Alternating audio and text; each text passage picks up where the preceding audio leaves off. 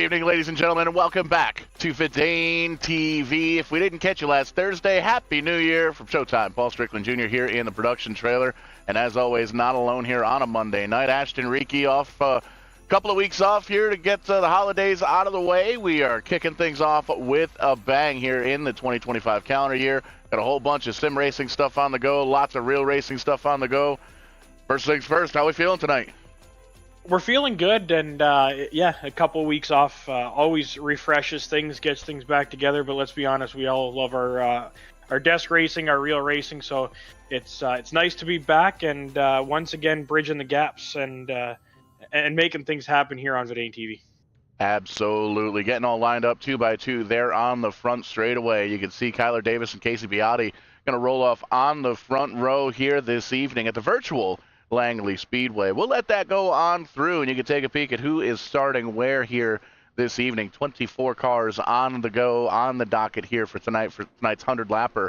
And here at VidaneTV, we've kind of been priding ourselves over the past couple of years at bridging the gap between real racing and sim racing. So brought ourselves a special guest in here tonight, called in a favor, and called up the fella that takes care of pretty much all things broadcast related over at Langley Speedway. Justin Kern joining us here on the call this evening. Justin, how are we feeling tonight? Appreciate you coming out. Hey, good afternoon, guys. Thanks for the invite for sure. Feeling pretty good. Always a good time when you're seeing race cars at Langley. And you've been at the track for quite a long time here, and I'm sure you've seen it on the iRacing before. We know it looks very similar as they come out with the laser scanners and all that stuff, the tools and equipment that iRacing have. Is there any big differences or big similarities that maybe the average iRacer doesn't see at this place? Well, so of course, you know, with the laser scanning, I mean, this is kind of a dated racetrack on the server. That is, there's been some asphalt patches that are in turns 3 and 4 and 1 and 2 as we get ready to go green here. That really make the car handle a little different.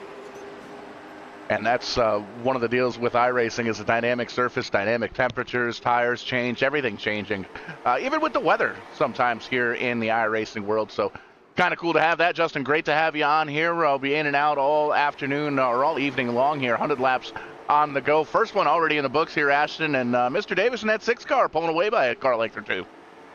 Yeah, the 45 of BD right there behind him. Again, guy we're always keeping an eye on. Jesse James is sitting there in 3rd. He's under attack though by JD Stockwell. We saw him a little bit faster in practice. Didn't have the best qualifying laps, but you can see he's showing his speed now as the 240 go up to the front. JD Stockwell with a quick time with a 15.734. You just really like it when I have to read the hate mail, don't you? Biotti. It's Biotti. It's more or less I can't get my brain around it. Pair of 45s up towards the front. JD Stockwell very quick in the final practice session here this evening. And you'd see he's all over the back bumper of Biotti in the other 45 car. That's 17 right in behind there. P3 Jarvis Sotile doing very, very well in that cotton candy colored race car. He was fast this past Thursday night here as well as another quick time. How about a 6:69 for Casey Biotti? Nice. Yeah, the front pack is really setting the pace right now. They're single file, not too much side-by-side racing. It's still early on in this race, only 5 laps in. So guys getting settled in, but the guys that wanted to get to the front certainly did so, as Luke Shannon from deeper in the field, he's putting down a 15.659. So some really quick times coming out early at this race. And you can see pretty much single file throughout the field right now. The 45 of Stockwell trying to take a peek down low in that 2nd position, and it gives us an opportunity to kind of go through the field. You can see the front 10, front 11 or so kind of single file here at this point. And well, as I say that, we get a little side-by-side action for the lead. And one of the things I'm seeing right off the rip, we haven't been here too many times with VidaneTV at the virtual Langley Speedway, but it looks like corners 3 and 4 almost ride very, very similar to Stafford Speedway. You can see Stockwell getting all the way down on the apron, not out of bounds here in the iRacing world, it looks like, and he's kind of using it to de-wedge the car, and you see that a lot of times in the late model division at Stafford Motor Speedway. It's not quite a flat track. There's a little bit of bank in there, but just getting down on that apron, getting those left tires on the other side of the yellow line, really get that thing de-wedged. Absolutely, and the minute he got out front, just watching the lap times, he started putting down about 3/10 to 4/10 of a second faster than what Casey was running. So he was just buying his time, and once he saw that opening, he got that car underneath and went with it. Jarvis also in the 17, following those, a little bit quicker right now for lap times. Quicker by about a tenth. You can see he moves on in to the second position. Already 11 laps in the books in this one. Quick picking him up, putting him down, as it were. Luke Shannon just into the top 5. There you see the 6 car of Kyler Davis, Bob Elder, Jesse James, Matt Huntington, David Weir, and Rupert Thompson, the top 10 as they run. And usually right around the halfway point. I was going to save this for a few laps, but I think we're going to get to the halfway point relatively quickly. And you know me, Ashton, I like to have a plan. Usually around halfway, we got to get a snack, whether it's, real racing, sim racing, wherever it may be. Now, I haven't been to Langley Speedway yet, so I don't know what kind of food there is there. But I know Justin's been there weekly for many, many years. Justin, what kind of food have we got? I love racetrack food. You and I have worked together at many shows here. What kind of food have we got here at Langley Speedway, and what's kind of your go-to? So I don't know if this is a snack, nor do I know if you want to munch on these before you jump into a race car for 100 laps, especially in the summertime. But our go-to is what we call redneck fries. Now, what this is a boat of French fries, smothered with pulled pork barbecue and topped with melted cheddar cheese. And you throw some coleslaw on top of that with some Frank's Red Hot. I don't know if you can get any better than that. I'm so glad I asked. All right, we're going to move Langley. Where's my list? We're going to move that up a couple of spots at number 4. We're going to bump that up to number 1. That sounds fantastic. I'm trying to find paper to write down the ingredients. Look, and if that's a little too heavy for you, we don't do it quite as well as South Boston Speedway does out to our west, but we do have bologna burgers, fried, thick cut. These things are about a half-inch thick cut of bologna on a toasted bun. So, and to be honest with you, man, the prices at the concession stands, dude, they are insanely good. Great for family to come out and watch races. Absolutely, and we're at that part of the season where a lot of the real racetracks are coming up with the schedules here as well. We got a website, a Facebook, anything we can find the schedule here at Langley Speedway to get some folks out there to the racetrack? Yeah, we're on all the socials, your TikTok, your Facebook, Instagram, X, or Twitter, or whatever you want to call it. Our main website, langley-speedway.com, is going to have everything from our Saturday night program, our Wednesday streetcar program, our kart clubs that run on Fridays and Sundays, and even our drift club. Always cool to be able to bridge the gap between the real world of racing and the sim racing, especially over the past year and a half here at VidaneTV, and been able to meet a lot of cool faces in the real world that recognize the VidaneTV and the sim racing and all the fun that we have here. Starting way back, it's hard to believe 5 years ago, the global COVID pandemic got this thing kind of kicked off, and you can see the 55 car going down a lap. It's Patrick Cahoon struggling with the handling just a little bit. You can see he's up in those marbles. Still 22 of the 23 starters on the lead lap here, caution free so far here in this one. 23 laps in. Ashton, we're already about a quarter of the distance in this one. We are, and they're rolling really well. It's clean racing here tonight. I'm liking that they're still down on the apron. Justin can maybe kind of shed us some light on this. Is that similar to the line that they're going to run in real life, or are they running something a little higher? Because I've never seen the track in person, haven't been that close to it, but run this track many times on iRacing, and that always seems to be the fast line. Is that the case in real life? Yeah, absolutely. And as we ride on board here with the number 13 of Luke Shannon, we see that the wheel never really gets straight around this place. You look at the chopper view or bird's eye view, and you'll see that it's got straightaways and corners, but I mean, you're straight on the wheel for maybe a half a second down the front straightaway before you're turning the car. Now, what these guys are doing here with the 17 and the 13, they're getting real far down on the apron, down in turn 1 and 2, and in the real life, what you would see is the car would be kind of tight if you're going that far down on the apron. A lot of times the guys will straddle or put those left side tires down on that yellow line, like you said, Paul, to de-wedge the car. That right there is a pretty normal line coming off of turn 4, maybe a little closer to where that commitment cone is, to get that straight drive off. Because, like I said, you're constantly turning the wheel. So, in a late model stock car, if you can straighten the wheel out and not abuse the tires as hard as they do when you're constantly turning at these speeds, it helps with longevity. And it's kind of interesting to see that we've just now kind of dropped down into the low 16 seconds here at a day race. So these guys up front are really pushing the pace. I would say that that's probably not pretty normal in a race here. It's a lot of people go into tire conservation mode because you only get one set. So you put down the fast flyer lap during qualifying, and you kind of save the tires towards the end of the race. But pretty good with these front two guys running low O's and high eights. Almost 30 laps into the event. Super cool, Paul. Like this is just another way that VidaneTV and yourself bridge these gaps, to bring in somebody that gets to live it all summer long and all year long gets to see what this track really is, and the character that it has, and be able to bring them here. But out front, JD Stockwell kind of setting that pace. He's flying. Casey, Luke, and Jarvis all following suit. Kyler Davis has really impressed me. I know he started up front and he kind of fell back a little bit there, but he's really settled in and he's working on the 17. And I'm wondering, it was just kind of him, like Justin was saying, kind of going into that tire saving mode. And now that we are almost at that halfway point, it's time to work your way back up to the front.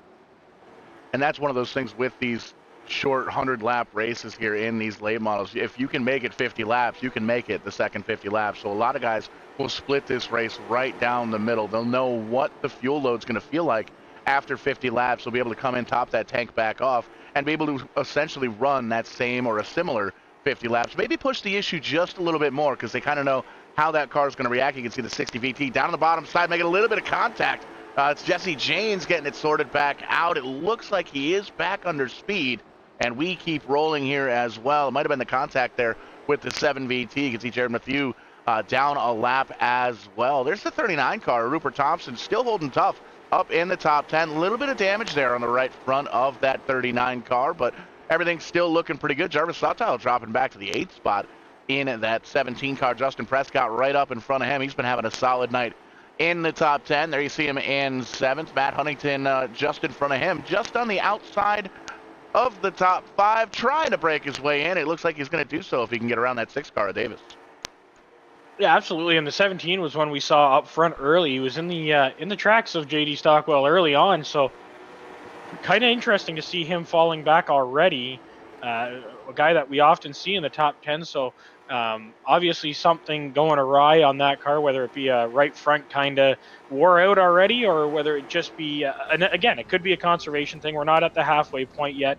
Most of these guys probably going to try and come down pit road. If the yellow comes out, I don't think you'll see green flag pit stops, but loving the back of the car.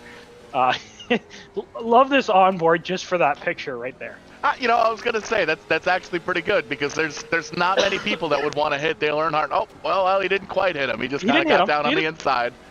Right. Almost nabbed that cone, though. Heavy lap traffic coming up on the end of the field here. And that's not to say that anybody in the back of the pack is slow. These pair of 45s, they've been quick the past couple of weeks here on VidaneTV here in the Fast 1 late models.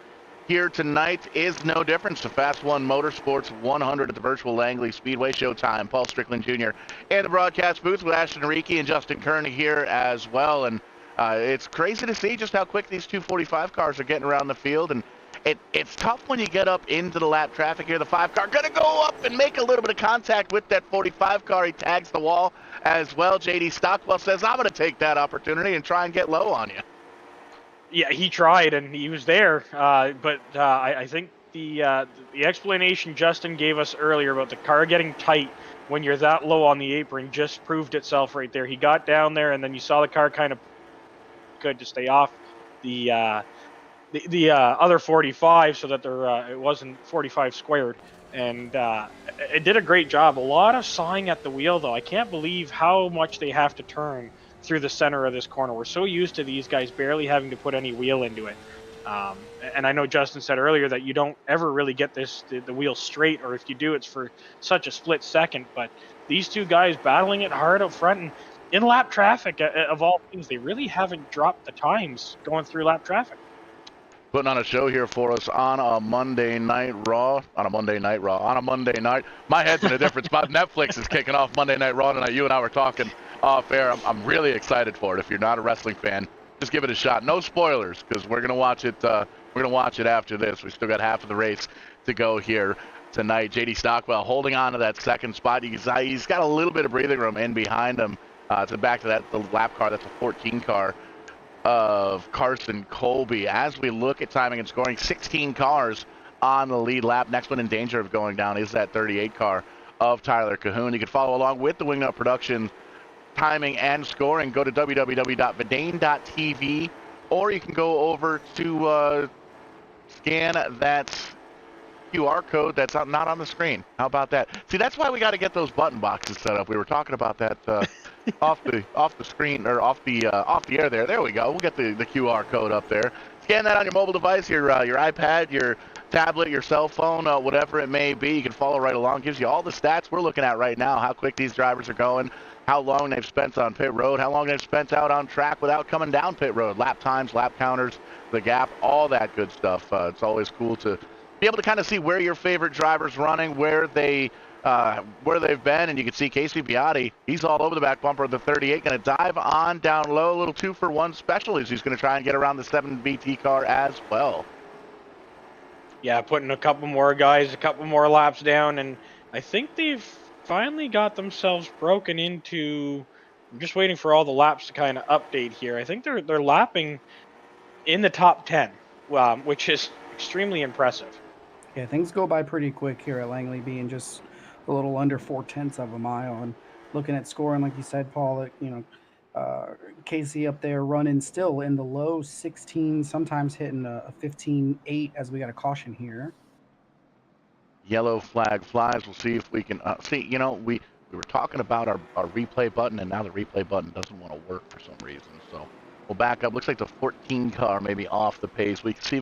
We'll just do it live. That's how we do it here at VidaneTV. We'll do it the old school way and reverse the tape. There's a car pointed in the wrong direction, and that's going to be the 7 car of Jared. I believe that's Matthew. As you can see, a little bit off the pace here. 13 car comes on down on the low side. Everything looking good. Just kind of crowds up into the 7 car. Gets checked up. The 43 into the back bumper. The 13, great job diving down to pit road there on the left-hand side to get out of the way. You can see the second half of the top 10 coming on down around. And it's feeding time at the zoo here, boys. Ashton, there's a whole bunch of drivers down on pit road. Yeah, we talked about it earlier about that right front. If the yellow came out, who was going to be the takers? And I kind of assumed a lot of guys would be coming down pit road, and it looks like everybody in the top 10 for sure came down pit road. The only guy possibly to skip through that was the 38 of Tyler Cahoon. I don't believe he pitted, so he's going to make his way forward, and he was on the lead lap. So I believe that'll put him starting on the pole if he was on the lead lap. Again, I'm just waiting for the scoring to update here, and that would make things interesting. I think he's a sitting duck if that is the case. Yeah, when the entire field comes down in behind you, just taking a peek at the timing and scoring here, there are a handful of drivers that look like they took 2 tires, judging by how long they were on pit road. Looks like the top 6 drivers or so. Everybody in behind there took 4 tires. And one of the things I've noticed as we get deeper and deeper into this race, down in the apron and up by the wall, there's a really good shot of it there. The rubber balls, all the debris that's kind of coming off of the tires here, that's definitely going to affect the racing groove. But Justin, you and I could attest to this because we've worked Nashville Fairgrounds a couple of times, and everywhere on that racetrack, as you're kind of walking around, your shoes pick up the rubber balls and the debris, and it kind of gets all over everything. So I imagine that's got to be tough for the crew guys to work around as well, right? Yeah, as the pace car comes down here, the 45 gets in the restart zone and green flags back out. But the marbles up in that top groove will definitely change your strategy both as a driver and a lapped car.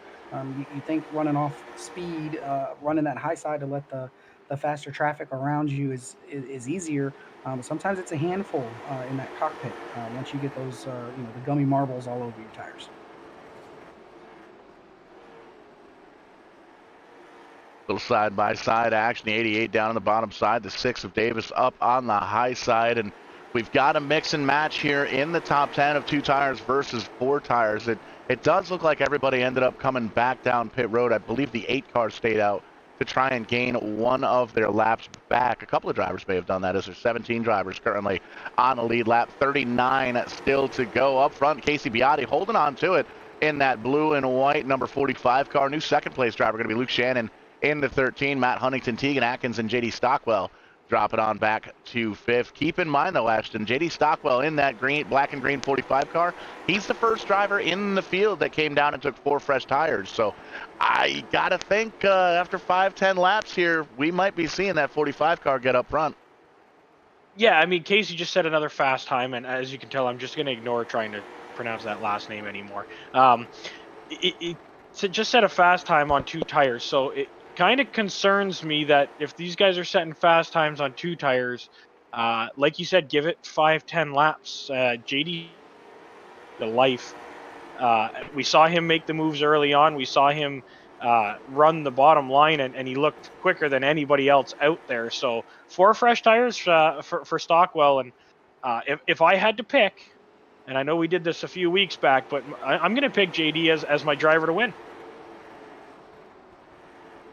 Solid pick here. I'm going to go with that 88 car. Tegan Atkins running in the 4th spot right now, mainly just because I like the chrome double 8s. I mean, each one of those numbers has got to be like 5 horsepower, the way the chrome rule works there. So I'm going to go with Tegan in that 88 car. Justin, we'll let you get a pick in here. I know you're not too familiar with this field of drivers, but hey, you've seen about 70 laps here so far. Langley, who you got?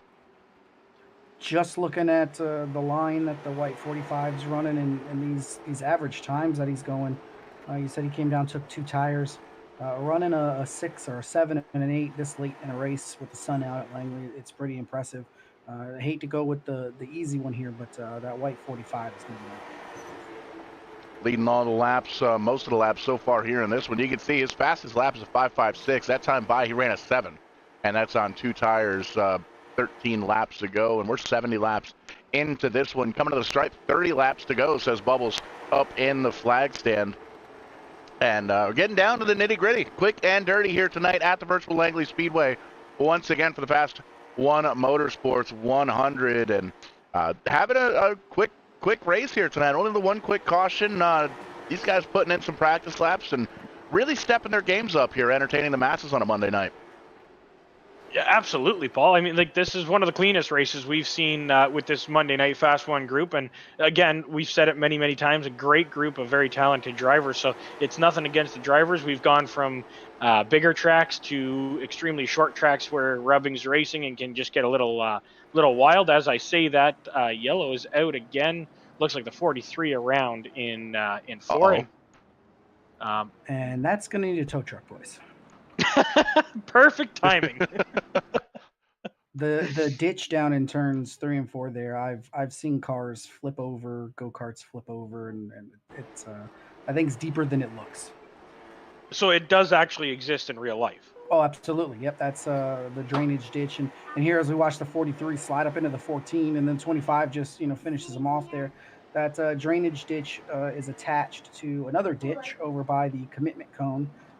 Where you will see cars get airborne trying to get that straight launch coming out of 4. Oh. But yes, that ditch is about 3 feet deep. Oh my God! Oh man! Yeah, that counts. And what's funny in a tragic kind of way is you can look where that 43 car is parked. He had to call for the virtual tow truck for about 20 feet backwards. I think that's about where he was. Had he given it more gas, he could have gone Dukes of Hazzard on his crew there and just flown over the wall. Next time, maybe they'll bring some kind of come along or a rope or something. They'll just be able to give him a little bit of a tug, just that little bit of oomph to get over that wall. Well, boys, what we're seeing here with what 25 laps to go is the old saying, cautions breed cautions, and I think this is exactly what that 45 of JD Stockwell is going to need, because each restart that you get, you're going to take a little bit more of the good off the tires. So If he's the first car with 4 fresh, I guess it would be Hoosiers. You know, we run Hoosier F45s in real life. You know, he's got to pick them off here quick to get back up to that 45. You know, we're gonna have to start making a tire jar. I didn't even think. I've been saying Goodyears for the past 5 years. They don't run Goodyears on late models. Imagine if I put $1 in the jar every time I said Goodyear when I was supposed to say Hoosier. I'd be a millionaire. We'd both be millionaires. My goodness. See, this What's is why your- we what's like your Bridging the jar- Gap. What's your jar at for the truck series, the super truck series? Oh, we're on like the 3rd jar. Lots of racing action on the go here at VidaneTV. 4 nights of racing all the way up through the end of February. There's some real racing stuff going. There's a lot of real racing stuff action going on. You just keep in touch with the socials. We're all over the place, it seems like. 23 to go at the line. Green flag once again here at Langley. A great jump. Great jump by another the great 45. start by that 45 of Casey Beatty. But here we go again, another caution. Yeah, that's one of those. You said it earlier, Justin. The cautions breed cautions, and when they stack up at the start like that, when you're 2x2, there's often nowhere to go, and it's usually when rubbing doesn't become racing anymore, and that's exactly what happened. The 38 just had nowhere to go. Guy in front either missed a shift or just didn't go when the green light came on in the 69 car, and you'll see as we ride on board here, he just nowhere to go, and then he gets into him. Did a great job of letting off right away. But without any hand signals and brake lights, the guy behind him wasn't aware of what was going on, so he got himself turned around. That's a tough spot to be in for Tyler Cahoon. Made his way up into the top 15. Going to be the last car on the lead lap. Currently scored in the 18th position out of 23 starters here tonight. Still 20 in the field. Carson Colby 2 laps down, as is Jesse James in that 60 car. Had some trouble earlier on. Kyle Willis in the 43 car, the 7CT, or check that, the 7VT of Jared Matthew is out, as is the 55 of Patrick Cahoon. Nope, Patrick Cahoon's still in, 42 laps down, but still trying to get some points here on the evening. Has a couple of spots he could potentially make up if a few drivers fall out in this one, but first half, green flag. I think we went about 65 laps or so. A couple of quick cautions here in the late going of this one, but we're getting down to it. And Justin, you've been here a time or two. With less than 20 laps to go on these restarts, the mindset kind of changes. A lot less give and much more take with these drivers. You know, I don't think I heard you quite well. What's that G word that you said? Because there's none of that here with 20 to go at Langley Speedway. You're up on the wheel, white knuckles. You're not going to give that bottom line. The bottom is going to be key. You know, we got lucky there that we had that pit stop halfway, but yeah, the guys would be fighting tooth and nail to keep that left side tire on that painted yellow line to help it get to rotate here as we come to green here shortly, because turns 1 and 2 is completely different than 1 and 3. So 100 laps in the heat, worn tires, you really got to focus on what corner that you're in. Little bumper car action on the restart. Looks like some connection issues for the 13 car on the high side on that outside row. That's going to cause probably a little bit of a checkup. You can see still blinking there on the outside. Ashton, keep an eye on the Dale car, the number 45 green and black machine of JD Stockwell. He's got those 4 fresh tires, and he is using them up down to the bottom side of the racetrack, all the way down to the grass that time by, just using every inch of the racetrack. Yeah, and you could see the center off is where I really notice it. He's able to get the car to rotate a little bit more than the cars around him, mainly the 99 right in front of him. He was just able to get it to rotate and get on that gas, and you said he got all the way down to the grass there, and usually that would tighten up the car, but it didn't. It didn't for him, and it really worked out. He was able to move past the 13. Now he's got to chase down the 99 of Huntington, and I mean, Casey's been in a different world all day long. A great battle here, though. Ooh, a little bit of contact. I was about to say great save. Oh, no, that's not going to be good. Justin hit it right on the head. That G word, give. There's no more give. It is all take here at Langley Speedway. We'll back up U-House Racing Design's instant replay. Take a little look-see there. That was a brawl. We were 3 wide for a little bit of that. We'll take a look at it here, and we were almost 4 wide. There were issues there. We're going to back that up one more time because there were issues for the 6 car of Davis. Went a lap down there unrelated, and you can see the field kind of getting on by. And as we get into the corner, just a little bit of contact between the 17. The 13 has that little bit of a blink out, comes back in. I think I backed that up just a little bit too far. Here's the contact.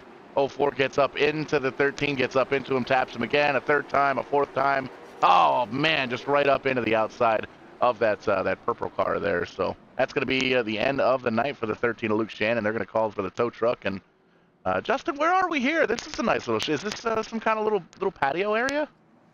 Well, no, this is what a lot of our support divisions, if you will, our four bangers and street stocks and whatnot. That's what their spotters will use. It's about a 20-foot high wooden stand that runs, I don't know, maybe 20, 30 feet long as well. Good place to watch the race. Good place to spot the race if you don't want to go inside and on top of the tech shed or above the grandstands. It's always cool to kind of be able to see what different structures are at different kinds of racetracks and different styles of racetrack. There's another shot of it there on the right of your screen. And Ashley, you've seen a lot of different racetracks here as well, and Langley no different. It looks like it's a unique place, and the food looks good, it sounds good, and it sounds like a great racetrack to get out and check out some Saturday night racing. Yeah, there's a lot of similarities that I see, again, from seeing so many different racetracks around Ontario, around the America. It's funny to pick off the little things that are like, oh, the backstretch looks like Sauble Speedway with all the advertising on the back, which is in Ontario. And it's funny because they have that same kind of stand in 1 and 2 that actually fell over in the off season last year. So it's being rebuilt, but the similarities, but every track is so unique, and it's almost like they grabbed a little piece of other racetracks to combine it into one. Always cool to have that kind of stage to build a story, and the stage itself has stories on top of it. Restart once again for Biotti in the 45, able to cross up in front of the 99. He's going to pull away by 2 or 3 car lengths. Don't look now, that second 45 is in second. JD Stockwell, he's got his sights set on the lead. He's got 9 laps to do it, 8 laps when they cross the stripe. He needed that yellow, and I was just about to make the comment that yellow really helped him out. He was able to stick on that bottom line and just drive right around to get himself into second place. But the problem is that even on those restarts, just as you say that, we'll have another one coming up here. Right. The problem is with those restarts, unless you can be in the mind of Casey Biotti, nailed it. There is no way you're gonna catch him. He's a rocket ship off the restarts. As we watch the U-House Racing Designs replay, looks like just a bunch of checking up there. I'm not sure what happened in front of the 25, but he checked up, and just like earlier, the guy in behind you doesn't see the brake light. Looked like there might have been the brake lights don't come on. Yeah, when the brake lights are stickers, it's kind of hard to get the electricity to them because they catch on fire. But you can see it looks like a little bit of a connection issue adding in to that in the 25. And we know at VidaneTV it's a simulation. We don't like to break the fourth wall, but just like in the real world of racing, you're going to have some electrical demons, and that happens multiple times here in the sim racing world and iRacing. And on VidaneTV here as well. Heck, that got us an extra show here on the 28th. A little bit of a grudge match between Tanton Woolridge and Ryan Messer. They were going to run. They were running for the Season Ocho Championship with the RBR Maritime Group here on VidaneTV. Ryan Messer was closing in on Tanton Woolridge for that championship battle, and the Wi-Fi went out. So Tanton Woolridge, he'd been trying to get that championship for many, many times, trying to beat that one car of Ryan Messer, squared up and said, no, we're going to run one more race, and details on that soon to come, but that's going to be coming up here in a couple of weeks' time. TCM coming at us with the Gen 6 cars tomorrow night. It's going to be cool to work with Tim and the boys. And Wednesday night, Turn 4 podcast returning after their winter break. And this Thursday, the NEP Super Truck Series back at it for our Thursday night Thunder session. And Friday morning, getting on up, loading up into the VidaneTV S10 and driving back on down to Dominion Raceway for rounds 3 and 4 already of NX Winter Heat. That's going to be over on Pit Road TV. That's going to be a blast.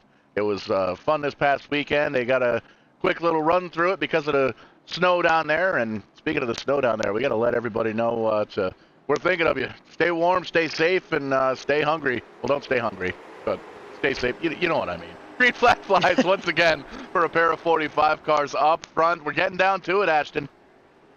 We are, and a great restart by both of those guys up front. Again, Casey Biotti, a great restart to be able to jump out in front, but JD Stockwell caught him in 3 and 4. His 3 and 4 is a lot better than Casey's is, so that's where he's making up his ground, but he misses the corner there. He's going to drop 3 or 4 car lengths back and have to add some work to himself as he's coming to the white flag.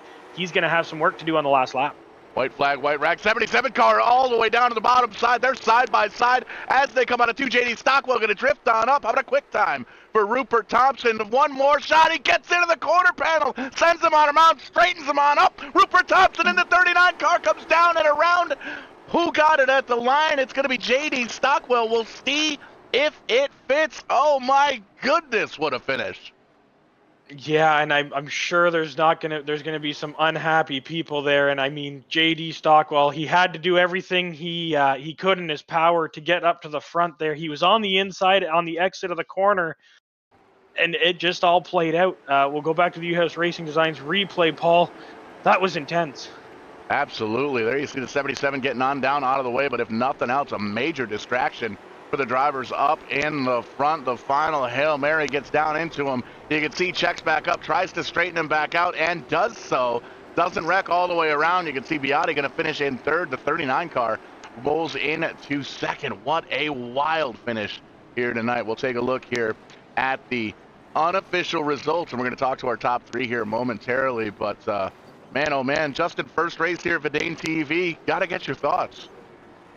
Overall, this is pretty typical Langley Speedway. First 50 laps here, you're really feeling it out as we definitely got some unhappy folks down there on the front stretch in Dale Lemons Victory Lane. But it's everything I thought it was going to be at Langley Speedway.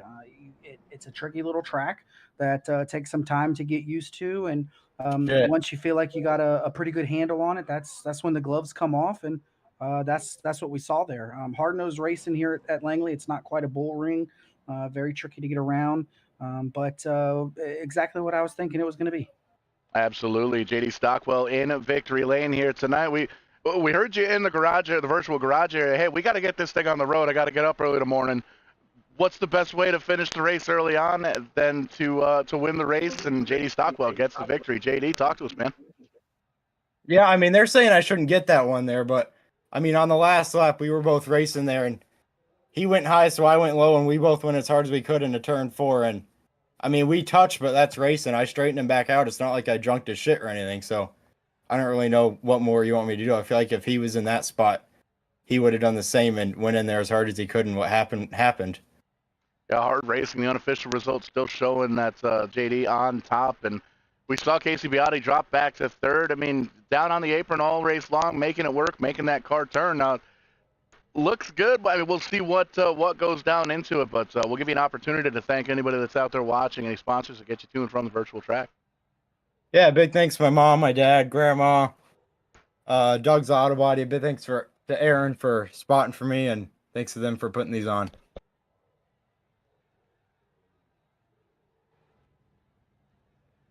Oh, wrong button. I guess we have to unmute myself before I start talking into the microphone. It's funny how technology works here tonight. But JD Stockwell unofficially coming home with the victory here tonight. You can see the top 10 on your screen after 100 laps here at the virtual Langley Speedway. Rupert Thompson, Casey Biotti going to finish in second and third. Matt Huntington, Justin Prescott rounding out the top 5. Bob Eldred, Connor Haddock, Kyler Davis, Riley McVetti, and Caleb Kramer going to round out the top 10. And just looking down pit road, it looks like everybody's heading on over to the big red truck here tonight, Ashton. So I got a feeling we're probably going to have to shoot on over to the socials after this one to find out what's going on.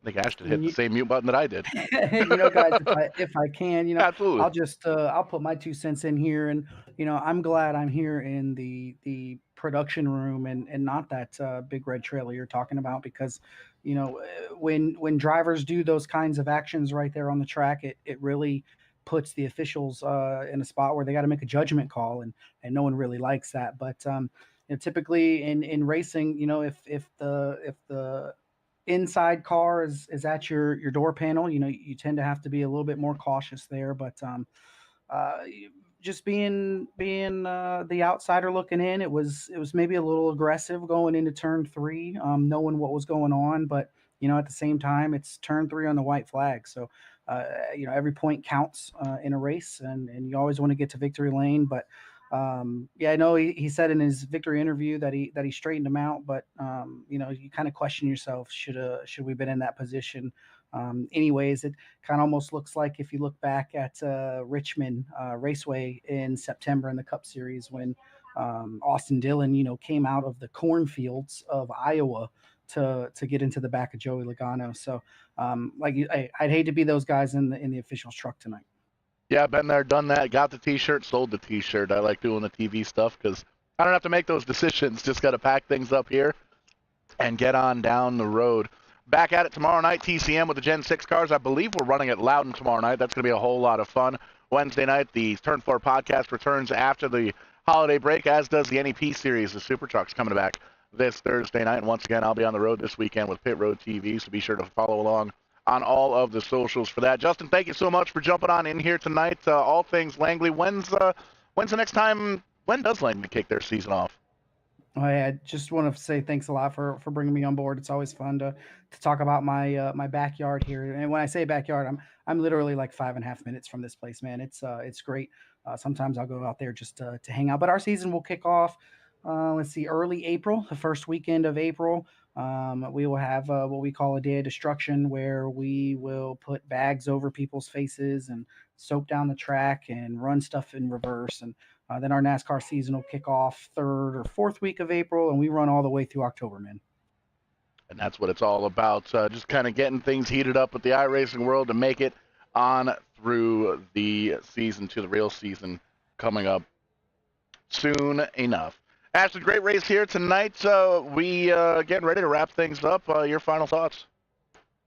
Again, a great race. I mean, Justin hit it on the head. It's last lap. It's racing. I didn't see anything wrong. To me, that's Rubbin's racing, and that was a lot of fun to watch. It adds the excitement. The crowd's always going to come back and pay the money to get through the gate if the racing is that exciting week in, week out. So on the entertainment value, that was perfect. That was exactly what all our fans want to see. We hate junk and race cars, but it's virtual racing, and to me that was a lot of fun. So another great night. We have a lot on the docket that you already went through. We're still working on some fun stuff on the merchandise side. Other than that, it's 2025 and racing starts off with a bang. That's it. No rest for the wicked. That's going to wrap things up here for us. For everybody here with the Fast1 Late Model Nationals and VidaneTV, we will catch you on the flip side. And when we do, we'll be doing it live.